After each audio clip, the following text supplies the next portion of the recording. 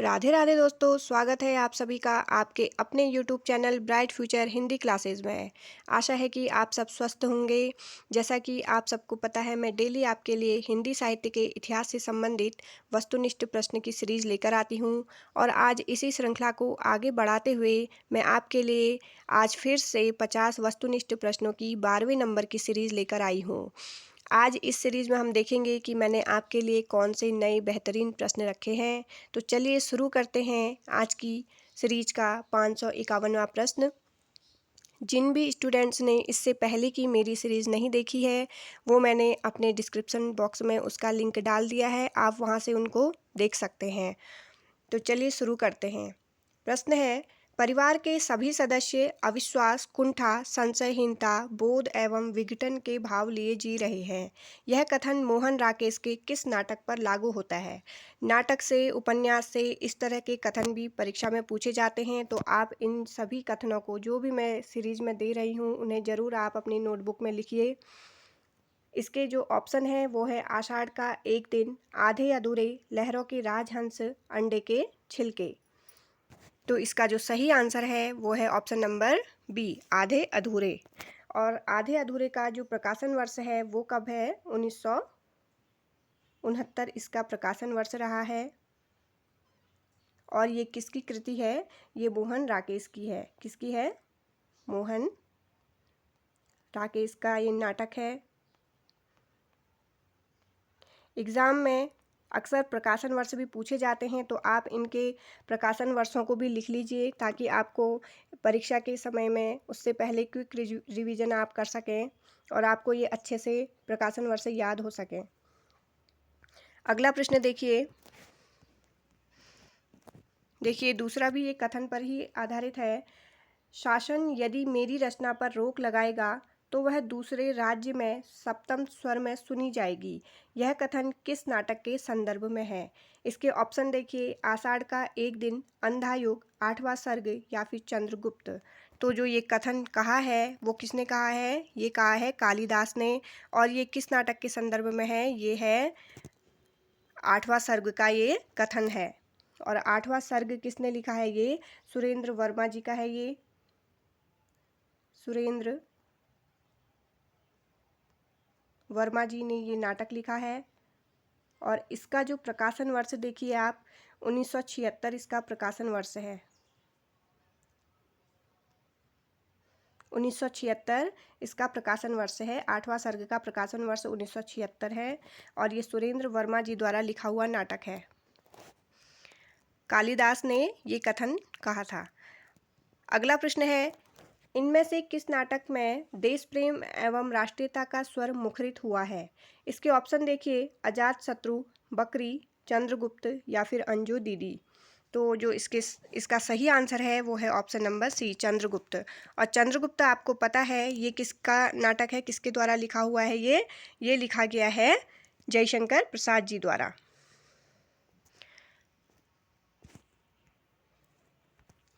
चंद्रगुप्त का हम प्रकाशन वर्ष भी देख लेते हैं। 1931 इसका प्रकाशन वर्ष रहा है।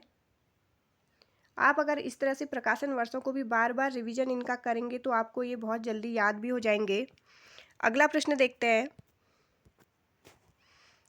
किस नाट्य कृति की रचना भारतेंदु ने एक रात में ही की थी?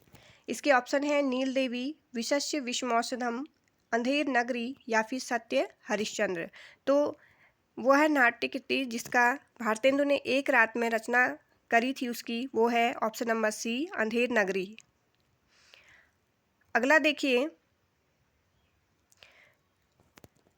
व्यक्ति को बाह्य संघर्ष ही नहीं, आंतरिक संघर्ष भी झेलने पड़ते हैं। यह किस रचना के संदर्भ में सटीक है? इसके ऑप्शन है अंधेर नगरी, ध्रुव स्वामिनी, आठवां सर्ग या फिर अंधा युग। तो जो ये कथन कहा है वो किसके संदर्भ में है? वो है ऑप्शन नंबर डी, अंधा युग के बारे में ये कहा गया है। और अंधा युग का भी हम देखिए प्रकाशन वर्ष कितना रहा है इसका, 1954। कितना है? 1954 इसका प्रकाशन वर्ष है। और ये अंधा युग किसकी कृति है? ये है धर्मवीर भारती जी की।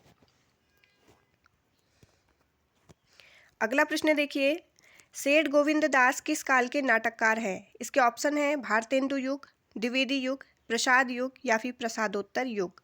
तो जो सही आंसर है वो है ऑप्शन नंबर सी, प्रसाद युग के ये नाटककार रहे हैं। अगला प्रश्न देखिए, गरुड़ ध्वज इनमें से किस नाटककार की कृति है? इसके ऑप्शन है जयशंकर प्रसाद, रामकुमार वर्मा, लक्ष्मी नारायण मिश्र या फिर लक्ष्मी नारायण लाल। तो गरुड़ ध्वज जो नाटक है उसके नाटककार रहे हैं सी, लक्ष्मी नारायण मिश्र जी। अगला प्रश्न है, जय आदित्य नाटक की कथा का संबंध किस काल से है? इसके ऑप्शन है मुगल काल, मौर्य काल, हर्षवर्धन काल या फिर गुप्त काल। तो जय आदित्य जो नाटक की कथा है वो है ऑप्शन सी, हर्षवर्धन काल की। अगला प्रश्न देखिए, प्रसाद जी का अंतिम नाटक कौन सा है? और ये प्रश्न अक्सर पूछा जाता है परीक्षा में। तो इसके ऑप्शन देखिए, स्कंदगुप्त, चंद्रगुप्त, ध्रुव स्वामिनी या फिर विशाख। तो प्रसाद जी का जो अंतिम नाटक है वो है ऑप्शन नंबर सी, ध्रुव स्वामिनी। अगला प्रश्न देखिए,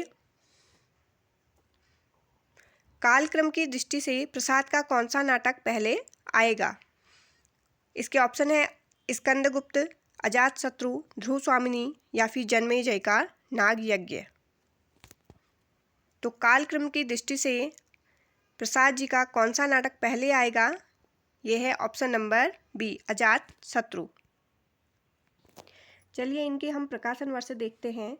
स्कंदगुप्त का जो प्रकाशन वर्ष है वो है 1928 ईस्वी।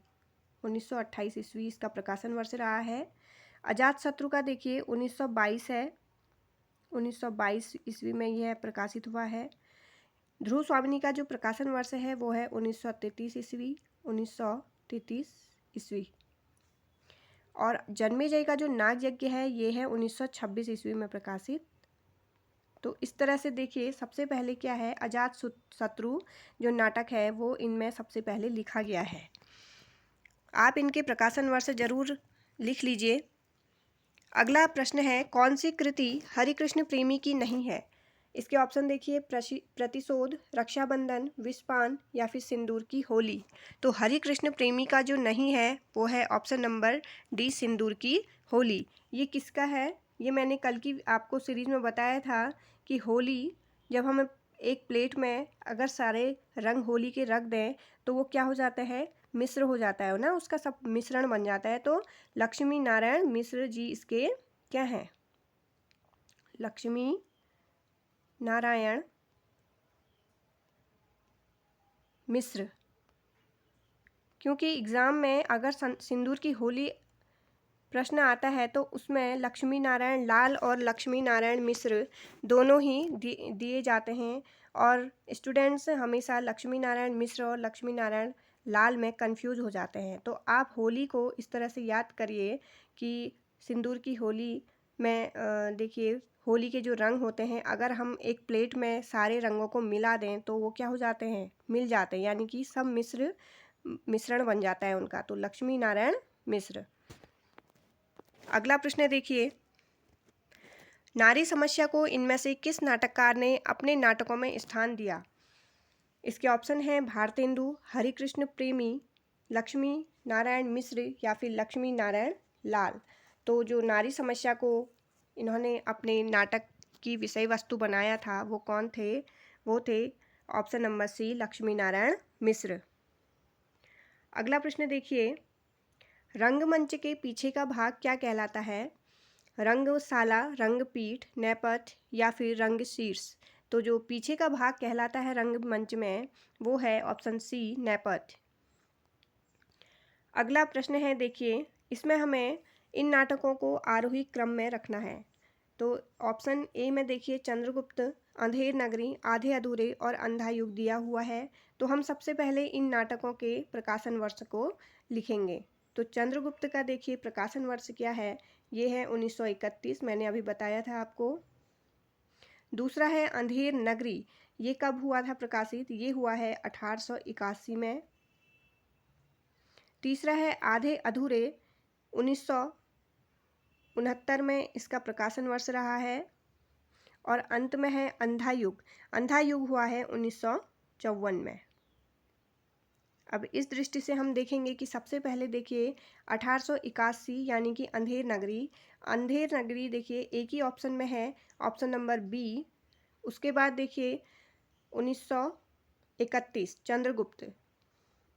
अंधा युग का देखिए फिर 1954 में है अंधा युग, और आधे अधूरे अंतिम में 1969 में आधे अधूरे। तो हमारा ऑप्शन नंबर बी बिल्कुल सही होता है। अगला प्रश्न देखिए, इसमें हमें सूची 1 को सूची 2 से मिलाना है। राजमुकुट ये किसके द्वारा लिखा गया है? बहुत ज़्यादा प्रसिद्ध नाटक रहा है ये, और एग्ज़ाम में अक्सर पूछा जाता है ये राजमुकुट। ये है गोविंद बल्लभ पंत जी द्वारा लिखा हुआ नाटक। नील देवी ये है भारतेंदु जी द्वारा लिखा हुआ नाटक। शारदिया किसका है? जगदीश चंद्र माथुर जी का। और आषाढ़ का एक दिन है मोहन राकेश का। तो इस तरह से जो हमारा कूट बैठता है वो है 3 4 1 2। 3 4 1 2। चलिए देखते हैं 3 4 1 2 किस में है। ऑप्शन नंबर बी बिल्कुल हमारा सही बैठता है।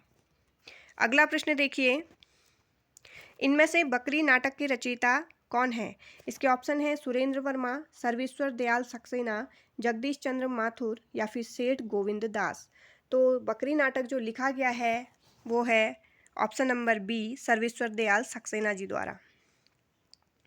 अगला प्रश्न है, हमें इसमें नाटक का नाम दिया है और नाटककार के साथ उसे मिलाना है। 8वां सर्ग देखिए, ये बहुत ज़्यादा प्रसिद्ध रहा है। ये है सुरेंद्र वर्मा जी द्वारा लिखित नाटक। मिस्टर अभिमन्यु ये किसका है? ये है लक्ष्मी नारायण लाल द्वारा लिखा गया नाटक। तिलचट्टा किसका है? ये है मुद्रा राक्षस का। और बकरी जो है सर्वेश्वर दयाल सक्सेना जी द्वारा लिखा गया नाटक। तो इस तरह से जो हमारा कूट बैठता है वो है 3 4 2 1। आप भी एग्ज़ाम के समय में इस तरह से कूट को लिख सकते हैं, ताकि आपको जो आंसर आप अंत में गोला लगाएं वो सही आपका ऑप्शन रहे। 3 4 2 1 देखते हैं 3 4 2 1 किस में है हमारा। 3 4 2 1 ऑप्शन नंबर ए। अगला प्रश्न देखिए, अंधी गली किसके द्वारा लिखा गया नाटक है? विनोद रस्तोगी, धर्मवीर भारती, उपेंद्र नाथ अश्क या फिर डॉक्टर राम कुमार वर्मा। अंधी गली ये अक्सर पूछा जाता है, ये मोस्ट इम्पोर्टेंट क्वेश्चन है, आप इसे ज़रूर नोट डाउन करिए। ये है किसकी? उपेंद्र नाथ अश्क जी द्वारा लिखा गया नाटक है, जो बहुत प्रसिद्ध रहा है इनका। अगला प्रश्न देखिए, निम्नलिखित एकांकियों में से कौन सी एकांकी मोहन राकेश द्वारा लिखित नहीं है? इसके ऑप्शन हैं बादल की मृत्यु, कर्फ्यू, अंडे के छिलके या फिर सिपाही की माँ। तो इसमें से जो मोहन राकेश द्वारा नहीं लिखा गया है वो है ऑप्शन नंबर ए, बादल की मृत्यु। ये किसके द्वारा लिखा गया है? ये है डॉक्टर राम कुमार वर्मा द्वारा लिखित एकांकी। डॉक्टर राम कुमार वर्मा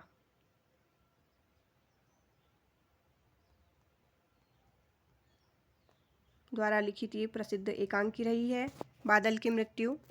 अगला प्रश्न देखिए, उमर कैद एकांकी के रचनाकार कौन है? इसके ऑप्शन हैं गोविंद बल्लभ पंत, गिरिजा कुमार माथुर, लक्ष्मीकांत वर्मा या फिर हरि कृष्ण प्रेमी। तो उमर कैद जो एकांकी है उसके रचनाकार हैं ऑप्शन बी, गिरिजा कुमार माथुर जी।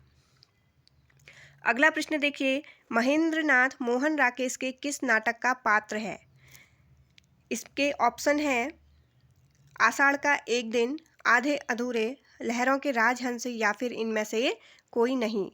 तो इसका जो सही आंसर है वो है ऑप्शन नंबर बी, आधे अधूरे। अब देखिए इनमें हम प्रकाशन वर्ष देख लेते हैं, क्योंकि ये जो तीनों ही रचनाएं हैं, नाटक हैं, इनके प्रकाशन वर्ष अक्सर पूछे जाते हैं।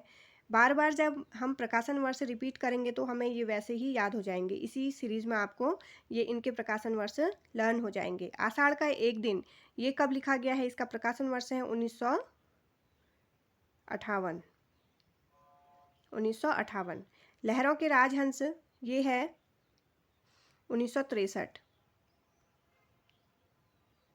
और जो आधे अधूरे है इसका है 1969। चलिए अगला प्रश्न देखते हैं, निम्नलिखित नाटकों में से कौन सा नाटक उदय शंकर भट्ट द्वारा लिखित नहीं है? इसके ऑप्शन हैं दाहर, वेणी संहार, मुक्तिपथ या फिर शक विजय। तो जो सही आंसर है इसका वो है ऑप्शन नंबर बी, वेणी संहार। वेणी संहार किसके द्वारा लिखा गया है? ये है बाल कृष्ण भट्ट जी द्वारा लिखा हुआ नाटक, बाल कृष्ण भट्ट।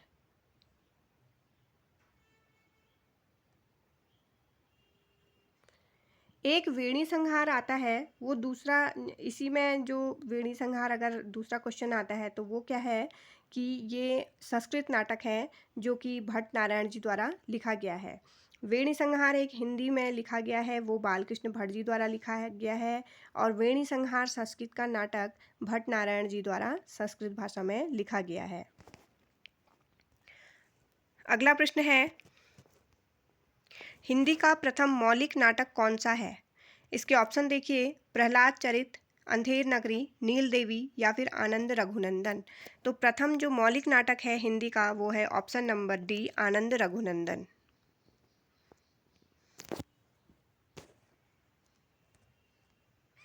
अगला प्रश्न है, सिंदूर की बिंदी किस नाटककार का नाटक है? इसके ऑप्शन है सेठ गोविंद दास, गोविंद बल्लभ पंत, लक्ष्मी नारायण लाल या फिर लक्ष्मी नारायण मिश्र। तो सिंदूर की जो बिंदी है ये नाटक है ऑप्शन बी, गोविंद बल्लभ पंत जी द्वारा लिखा हुआ नाटक है। अगला प्रश्न है, नायक खलनायक विदूषक किसके द्वारा लिखित है? इसके ऑप्शन है विष्णु प्रभाकर, धर्मवीर भारती, जगदीश चंद्र माथुर, सुरेंद्र वर्मा। तो ये जो नाटक लिखे गए हैं ये हैं, इसके रचयिता हैं ये हैं सुरेंद्र वर्मा जी, ऑप्शन डी।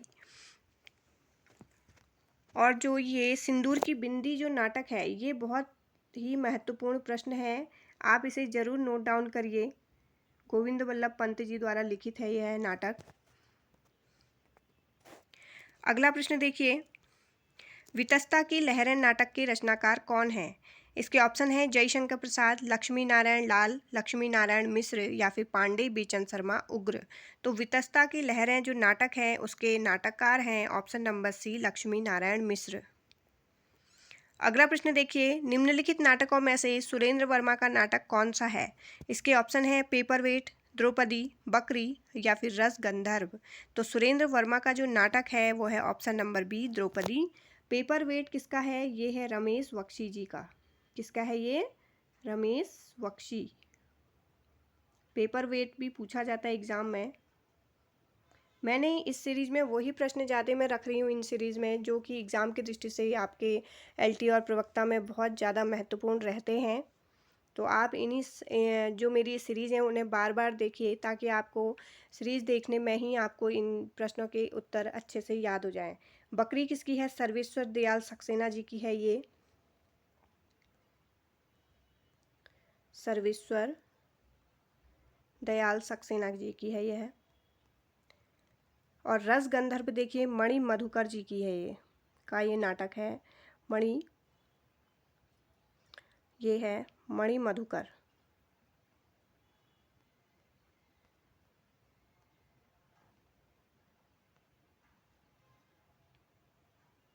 मणि मधुकर जी का है यह।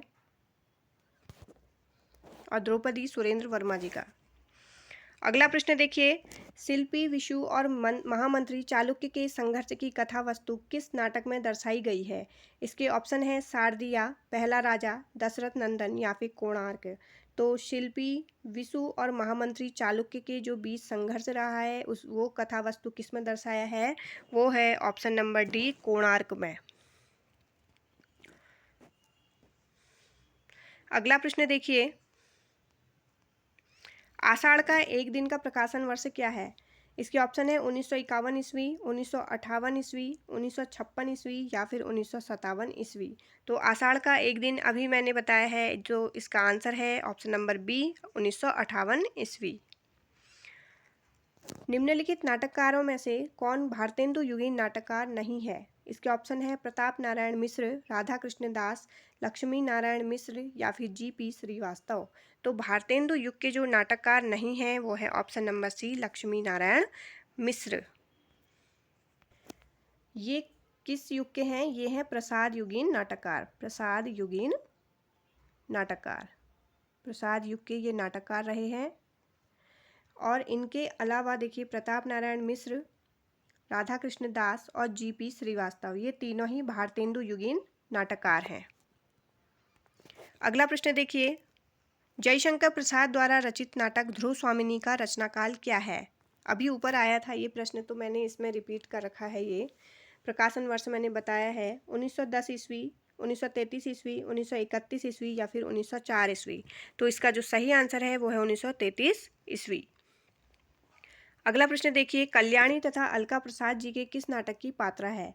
चंद्रगुप्त, स्कंदगुप्त, ध्रुव स्वामिनी या फिर विशाख? तो अलका और जो कल्याणी है वो है ऑप्शन नंबर ए, चंद्रगुप्त नाटक की पात्रा हैं ये।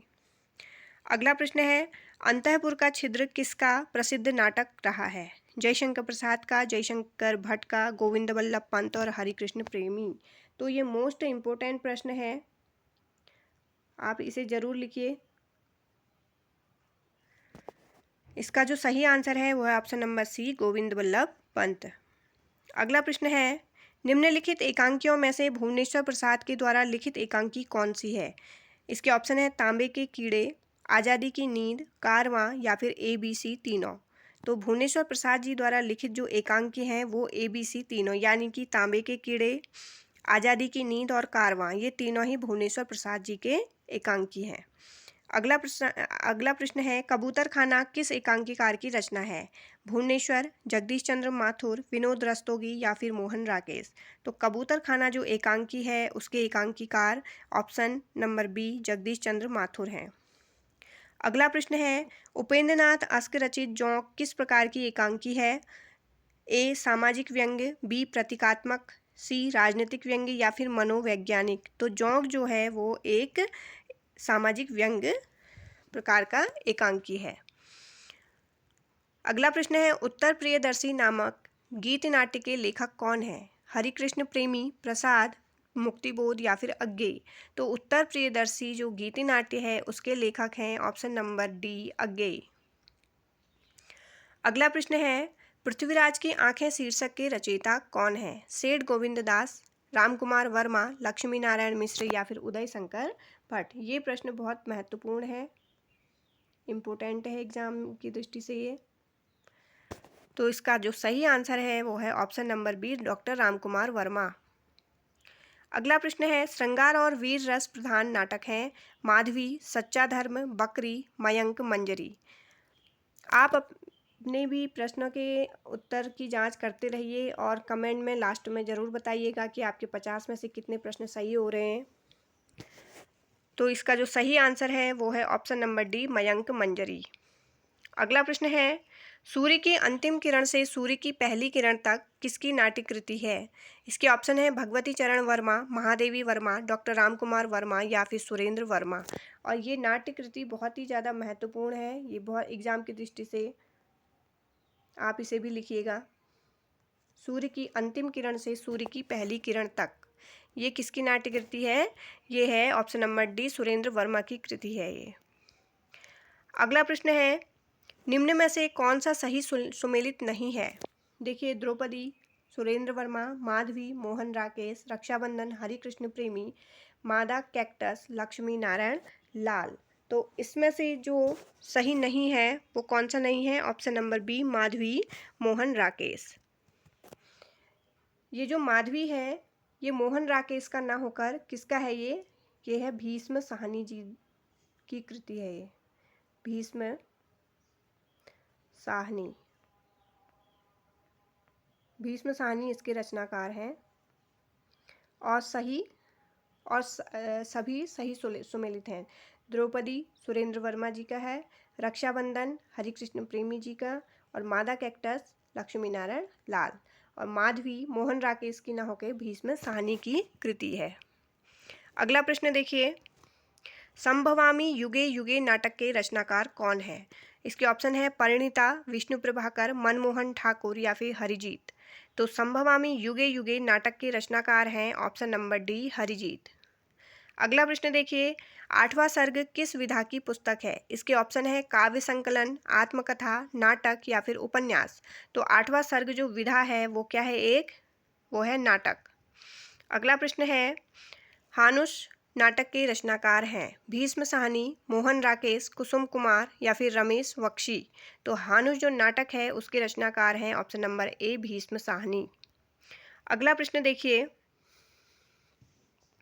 महाभारत की कथा पर आधारित नाटक है? अंधी गली, अंधा युग, आधे अधूरे या फिर कोणार्क। तो महाभारत की कथा पर जो आधारित नाटक है वो है ऑप्शन नंबर बी अंधा युग। अगला प्रश्न देखिए, शारदिया के नाटककार हैं? डॉक्टर लक्ष्मी नारायण लाल, जगदीश चंद्र माथुर, मोहन राकेश या फिर इनमें से कोई नहीं। तो शारदिया के जो नाटककार हैं वो ऑप्शन नंबर बी जगदीश चंद्र माथुर जी हैं। अगला प्रश्न है, इनमें से एक जयशंकर प्रसाद रचित नाटक नहीं है? तितली, ध्रुव स्वामिनी, स्कंदगुप्त या फिर अजात शत्रु।